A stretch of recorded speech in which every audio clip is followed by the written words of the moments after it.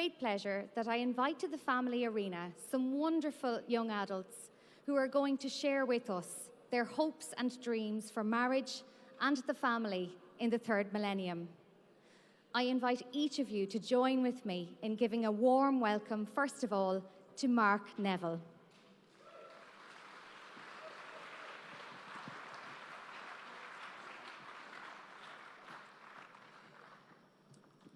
Hello everyone, and as Anna just introduced me there, my name is Mark Neville, and it is my great pleasure to be here with you today on behalf of my wife Meg and I to share our testimony on being a young family in the third millennium. Unfortunately, my wife Meg is unwell and was due to be with us today, so as she reminded me this morning, it is the first and only time I'll be allowed to speak on her behalf. So we're here today to share with you just a bit about how we live out our faith in the current society. And I suppose from the outset it's very important that I point out that we're not a perfect family at all. We try, we fail, and we try again. But I suppose the most important thing is that we always persevere with the faith and persevere in trying to help and encourage one another in living out our faith. Meg and I live with our 4 children, Daniel, who's aged 9, Luke, who's aged 6, Chloe, who's aged 3, and Esther, who's aged 11 months, in Selbridge in County Kildare. Meg is a full-time mum and volunteers with our local parish pastoral council, and I work as the principal of a Catholic boys' secondary school, a wonderful school in Dublin 9 called Ord School Reach.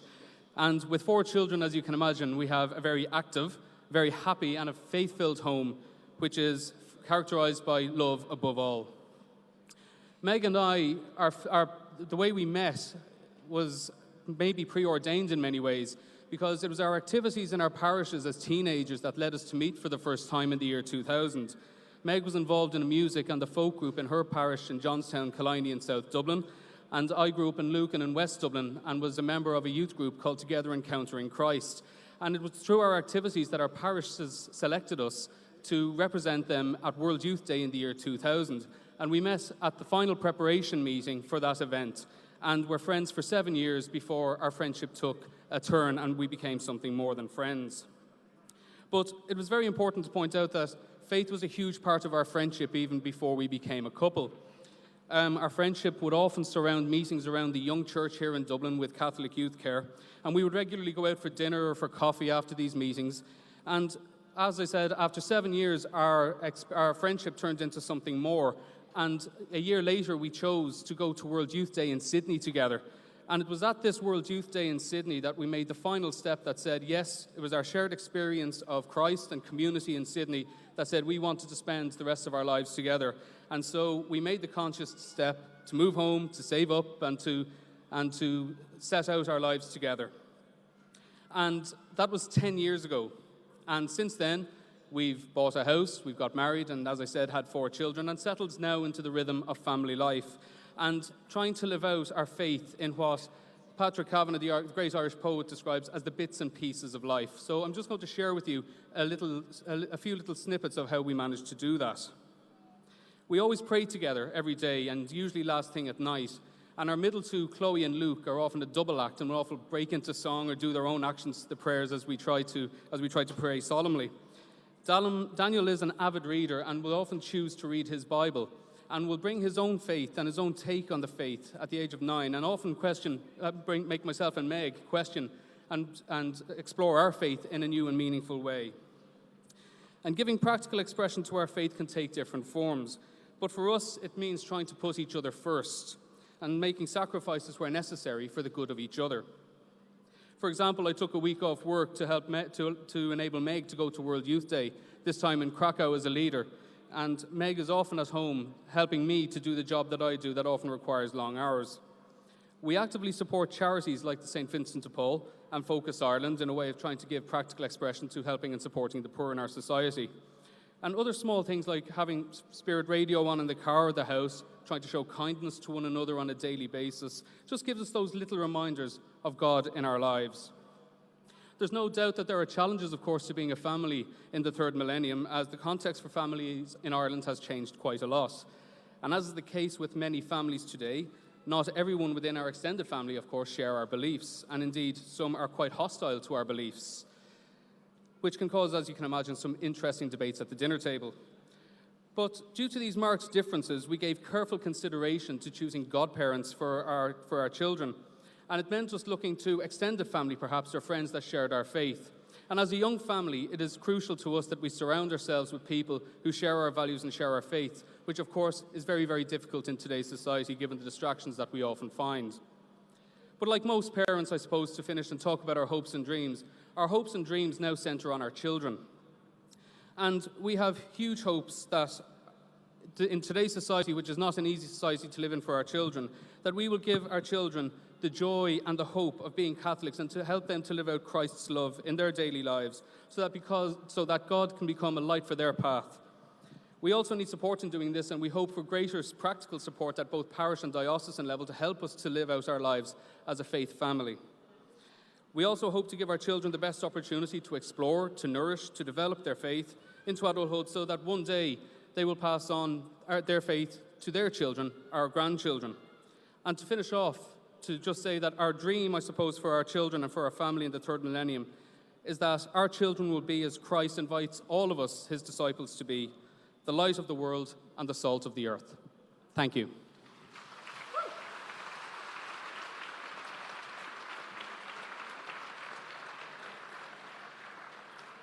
Thank you, Mark, for that joyful testimony. Now, I invite each of you to join with me in welcoming Isaac Withers.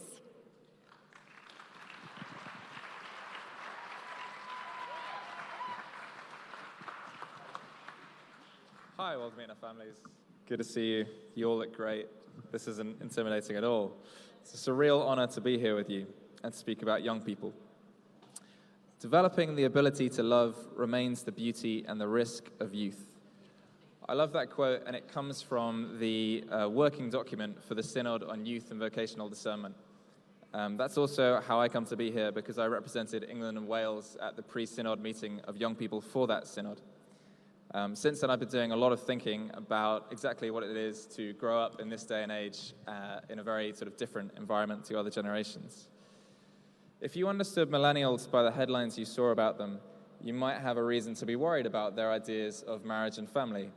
What Pope Francis calls a throwaway culture, younger generations might know as the swipe right of Tinder or as friends with benefits relationships. In 2014, the Austin Institute for the Study of Family and Culture surveyed 15,000 Americans for their Relationships in America survey and asked, among other things, when people had first had sex with their current partner, after a few months of dating or third date or first date, and the most common experience reported by 32% of men under 40 was before their relationship had begun. So the norms of generations are changing when it comes to relationships and marriage and family. Pornography also has to be a part of this conversation, I think. In 2009, Norton researched the top 100 search terms conducted by young people under 18 and found that sex and porn were 4th and 5th of the search terms under Facebook, Google, and YouTube. So it's a major factor in how people my age are coming to learn about sexuality. Naomi Wolf, a leading feminist, wrote in her book, The Beauty Myth, "Here is what young women tell me on college campuses when the subject comes up. They can't compete and they know it. For how can a real woman possibly compete with a cyber vision of perfection, downloadable and extinguishable at will?" I think when St. John Paul II entitled his writings about relationships, Love and Responsibility, he did something prophetic, because we see those two things uncoupled in our culture today. The Christian vision of love as constantly self-sacrificial for the other, following Jesus' example, resonates strongly with me because I witnessed it in my family between my parents in a very clear way. I have the privilege of having a brother with Down syndrome called Andrew. He's a year older than me, which means we shared bunk beds, we watched all the same movies. He's hilarious and likes to remind me that I'm younger than him quite a lot. He's convinced that he's taller than me, and he's not. But he's fundamentally kind. When he was 15, he suffered a big mental regression, and for 6 years, we didn't know what it was, and it took a long time for a doctor to pin it down as a certain kind of psychosis and to treat it effectively. But for those 6 years, I saw my parents give of themselves endlessly and unconditionally to a son that acted like a different person. And I know that we were all prepared to love him as he was forever, but they were on the front lines of it as I went to university. For me, this was the clearest vision of how heroic a marriage can be, and how bold a witness of self-sacrificial love can be to a young person. I recently shared an amazing conversation with two friends on this topic on the Eurostar coming back from France. They both grew up with divorced parents. For one, this had massively destroyed her faith in marriage and in men's ability to be faithful. But for the other, he looked beyond his parents to his grandparents for their witness of self-sacrificial love. So I think these are the two parts in that situation. It became clear to me that the impressions of love that we grow up in, what we see of faithfulness, really affects how we think about marriage and love in our own lives and about family. And I think for many in our culture, many in my generation are growing up with about a half to a third divorce rate and have a great reason to be cynical about marriage. It's not that they chose that. I've always been aware that I had a great family, but because of that, I struggled with knowing that over time we would naturally have to grow apart. Before my first sister got married in 2016, this was freaking me out a bit. This event meant family phase 2. It meant everyone moving out, getting older, my parents especially, and it was all a bit much to take in. But I fast forward to now and the first grandchild 2 years on, and I see the reverse of that. I see a great reason for us to gather together as family with a new generation. And I see the absolute joy of my parents in becoming grandparents and my sister and her husband in becoming parents themselves. So a process that I dreaded as a young man, I found to be profoundly joyful. All of these experiences of marriage and family shape how we pursue love and family in our own lives. And I'm so glad that the church continues to set its aim with these things counterculturally high. So my hope is that the church as a community will be able to better support parents so that their children can grow up experiencing marriage and family as stable and loving, to reverse the cynicism of many of my generation. But I think it will always be true that developing the ability to love remains the beauty and the risk of youth. It's a joy to celebrate family with you today. Shout out to my mum and dad, and please pray for the synod of youth and young people. Thank you.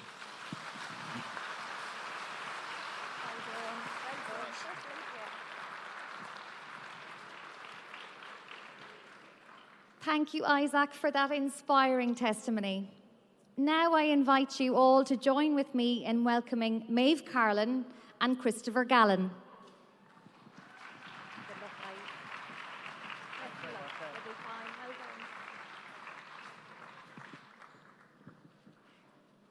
I'd like to begin by sharing a quote from one of our favorite saints, Pope St. John Paul II.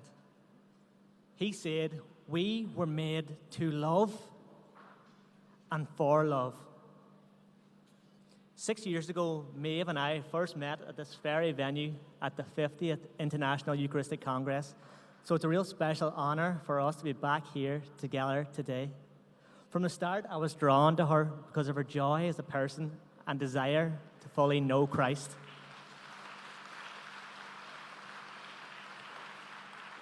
It was something that poured out of her. It was contagious.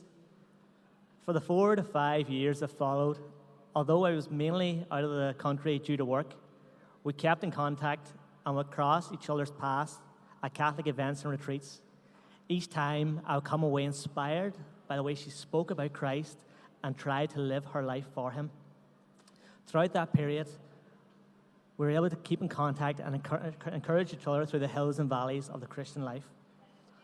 Last summer, after a lot of careful prayer and discernment, I finally decided to ask Maeve out on a date. It's a lot of prayer. From the very beginning, we wanted to ensure, though, that Christ was at the center of everything and that we were only on a quest to discover his plan for us. Through journeying together, lots of prayer, and with the help of our spiritual directors, it became quite clear that God was calling us to marriage. We felt that we brought each other on, called each other higher, and that by the grace of God, we could help get each other to heaven. Now, our time of engagement has been a great time of joy, but also, as Pope Francis calls for, it's been a time for the maturing of our love and understanding of one another. To be able to love each other and all our brokenness and all our messiness. And again, as a man, I look to the great Pope John Paul II for another inspiring quote. And he says, Man finds himself only when he makes himself a gift to others. So my hope for marriage is that in all my brokenness, I can make myself a gift to Maeve, and the hope that God will perfect our love and bring about great things.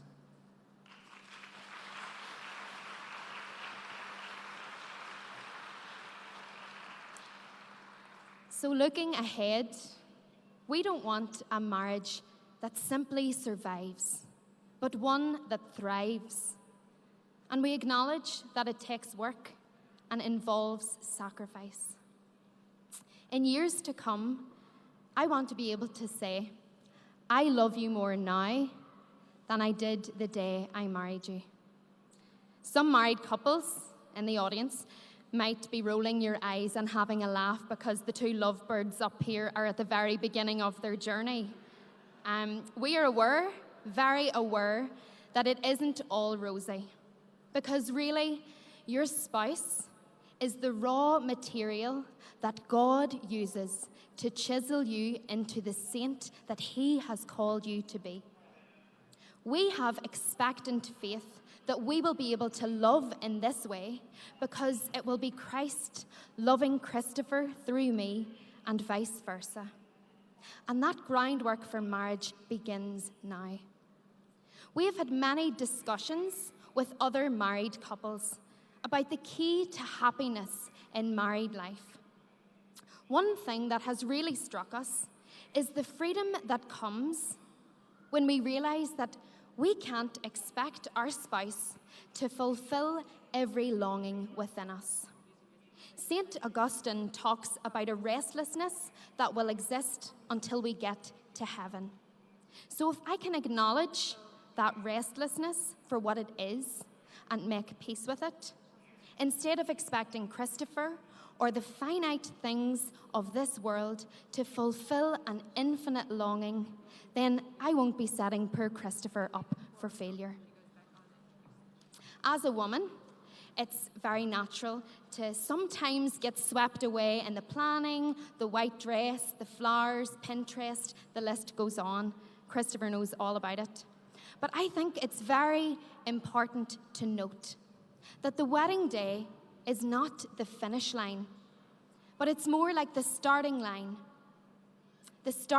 of a triathlon, where we are called then, as St. Paul writes in Hebrews, to run the race before us with endurance. It has been the most beautiful, painful, healing and transformative journey to be loved in this way, to experience the love of God in a tangible way, and then to know that our love for each other is only a drop in the ocean of God's love. By His grace, we hope to come to know the depth, the width, the length and the height of this love that surpasses all understanding. St. John Chrysostom once said, "The love of husband and wife is the force that welds society together." We are praying for the gift of this love and for the grace to live an authentic, Christ-centered marriage. So please pray for us as we prepare to be married next July on the feast of St. Mary Magdalene. Saints Louis and Zélie Martin, pray for us. Saints Anne and Joachim, pray for us. Thank you and God bless. Well done.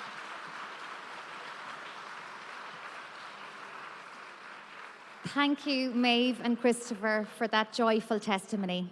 Now I invite each of you to join with me in giving a warm welcome to Amira Ahmed.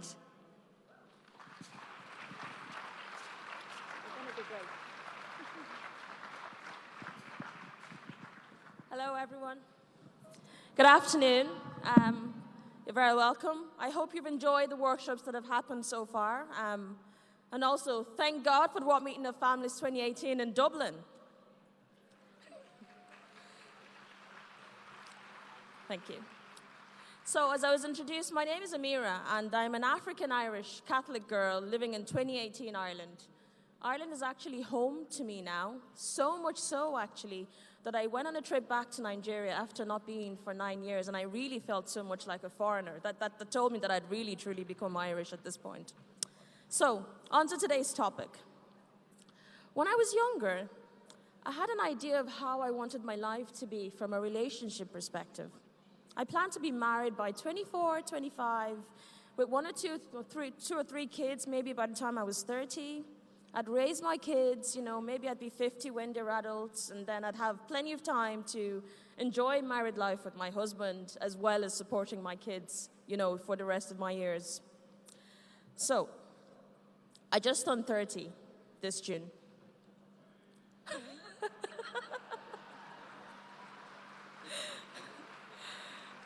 And the truth is, I'm currently single. I've been single for a while, actually, and I'm struggling to juggle work and trying to date and trying to figure out what dating is like in the current situation that we're living in this world. But before I go further on this, let me just give a little background on myself and who I am. So I'm the eldest of 6 children. I was born in Nigeria to a Muslim dad and a Catholic mom. And this meant growing up, I got to celebrate all the Muslim and all the Christian holidays, which was super amazing because I had holiday the whole time, right? But it also meant that I never got to have pork until I was about 13. And my first taste of pork was in an airport in McDonald's. It was not a good introduction. To this day, I still can't abide by the taste of pork just because of that. But anyway, I was baptized as a baby, and my faith growing up as a kid was my mom taking me to Mass every Sunday, while my dad would have some sweets laid out about the time for Mass, to try and lure us to stay home so he could talk about the Quran to us. And somehow, to the best of my memory, I was never tempted, and I couldn't tell you why, but it never caught on. Anyway, I moved to Ireland in 2003, and I started attending Mass here with my mom, and I eventually then became a full member of the church with the RCIA program, which is the Rite of Christian Initiation for Adults. Now, the major difference for me between Mass in Nigeria and Mass in Ireland was the age demographic. What really struck me was, at Mass, I was probably the only teenager at the time, maybe plus 1 or 2 more people. Now, at the time, this didn't make much of a difference to me because I was still in school, I was still going to college, so I was still hanging out with a lot of people my age, and the parish was very welcoming, so I didn't really notice the dirt of any people around my age. I was spending a lot of time with them. However, as I got older and I started to drift away from my old school friends, I started to realize that there was a dearth in my life because I was beginning to now think about what kind of friends that I wanted to have and who I wanted to marry, what kind of husband that I wanted to have. And this is when I really started noticing the lack of young people in the parish. In fact, I really started thinking to myself, were there many young people in Ireland who actually had faith? And then it eventually became, how do you even make friends as an adult in Ireland at this point in time? So, while thinking all of these, right, I wasn't really doing much to help my situation personally, right? So I worked long hours during the week, and also my evenings and weekends were spending doing chores or hibernating because I was too tired from working long hours during the week. So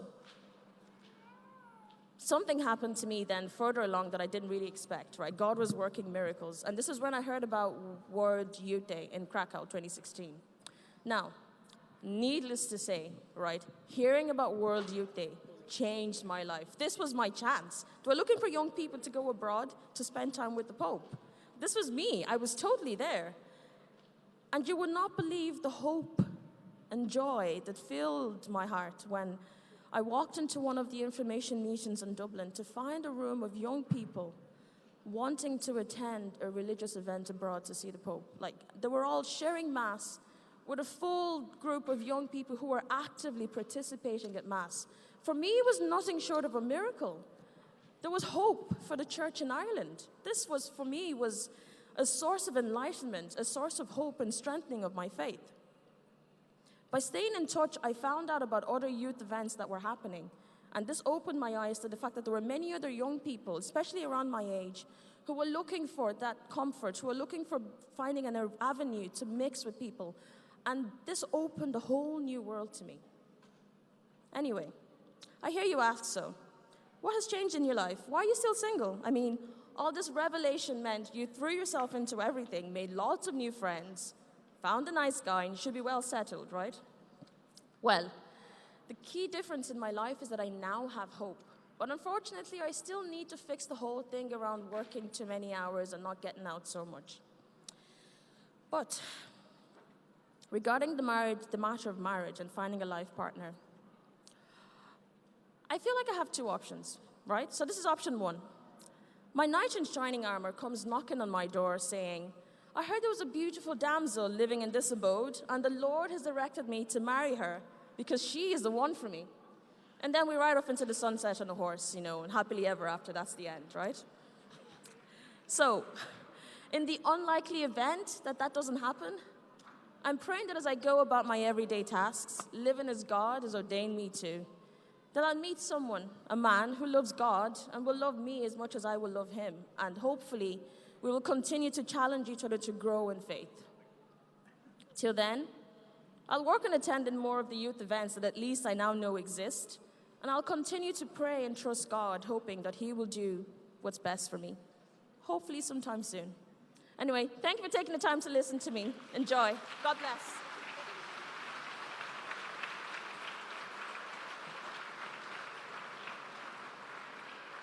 Thank you, Amira, for that inspiring testimony. Now I invite each of you to join with me in welcoming Pauline and Damien Devaney.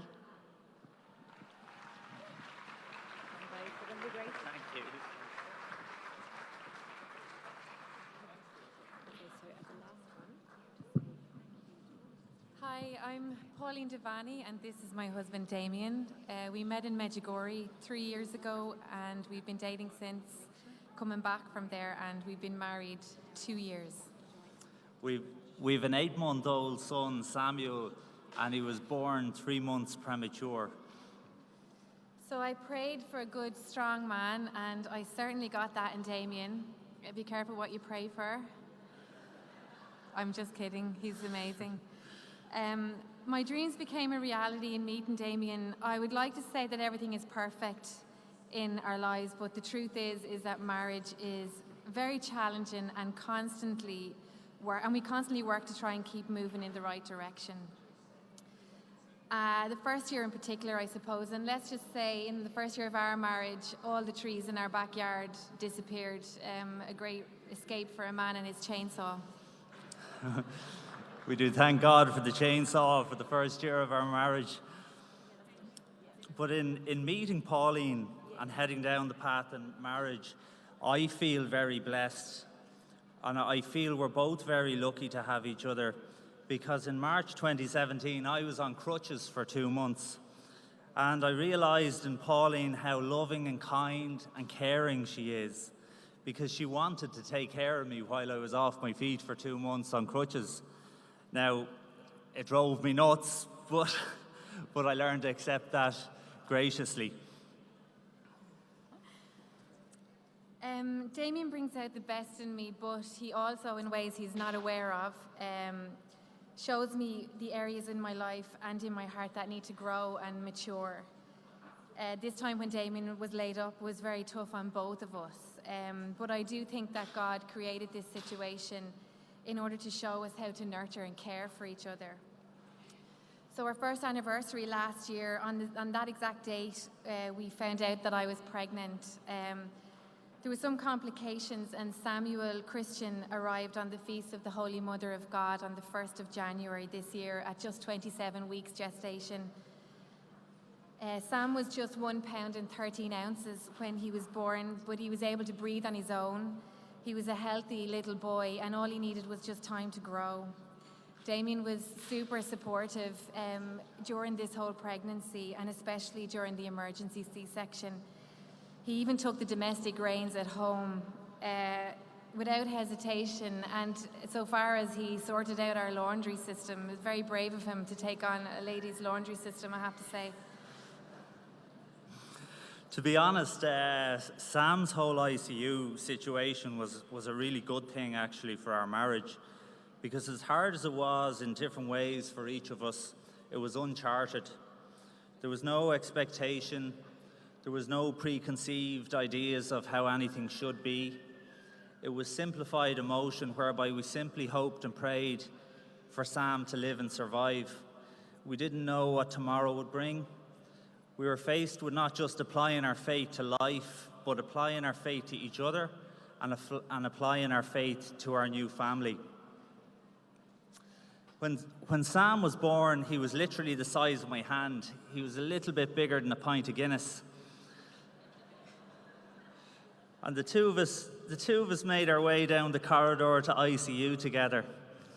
And the very next day, little Sam took a wobble, and he still hadn't met his mammy yet. And all I could do for this little guy was put my hand in the incubator and tell him everything was okay. But when I, having left, seeing the little man so distressed, I was absolutely shattered. But I always look at this man in awe now, the strength of character he has and everything he had to go through, and particularly when he's faced with the unknown. I don't think I'll ever forget Damien coming into me that morning. He was very upset, and I was very grateful to him. Sorry. I was very grateful to him for showing me that side of himself. Thank you. For showing me that emotion and for letting me be involved with that. You know, it wasn't easy for him, and I really appreciated that. I saw this side to Damien again when Sam had to go down for an operation, and he's so tiny, and Damien had to put him on this huge operating table. I very quickly saw that being a father was opening up a part of Damien that was very new to him, and it was very new to me as well, and such a blessing to both of us. So after a few setbacks and 11 weeks in ICU, we brought Sam home. He was just 4 pounds and 9 ounces. We couldn't be happier. We were so thrilled to bring him home. The hopes and dreams that I have in life are extremely simple. I hope my relationship with Damien will continue to grow strong. It's ever-changing and it's always improving. I hope to be a good wife and a good mother and a good friend. I hope that when tough times come that we'll remember to thank God and be grateful for what we have. And I guess my dreams have already come true. I have a husband that I love and a little child that we both can care for together. My hope would be that we continue to grow together and our relationship becomes a really steady example of love. We've a lot to learn from little Sam. Sam greets everyone with a smile and he loves people. And my hope would be to encourage this in Sam by living it ourselves. He's such an innocent little soul, and it's only right that as parents we can be solid examples of how to live life and love each other. Thank you. God bless. Thank you.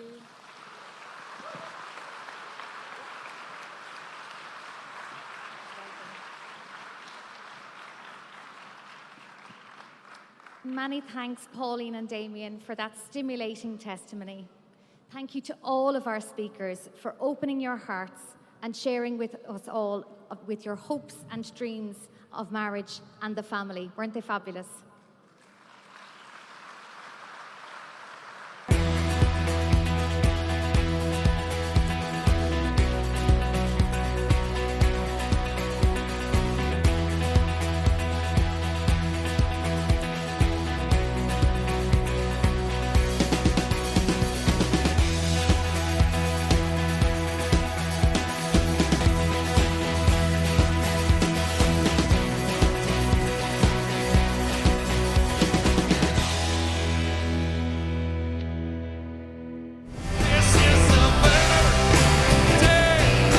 Jesus is God, Jesus is Lord, Jesus has the victory.